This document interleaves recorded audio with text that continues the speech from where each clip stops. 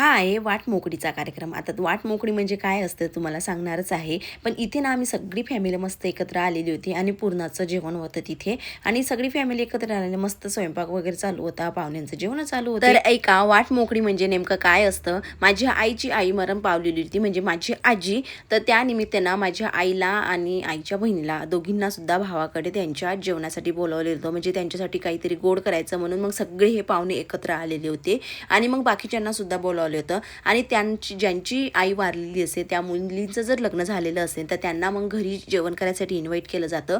त्यांच्यासाठी मग गोड वगैरे करतात आणि त्यानंतर ना साडी वगैरे दिली जातात. असा आमच्या विदर्भामधला हा प्रोग्राम असतो. आणि त्यानंतरच तुम्ही जे काही तुमचे बाजूचे आणखीन काही अदरवाईज नातेवाईक असेल त्यांच्याकडे तुम्ही जेवण करायला जाऊ शकता.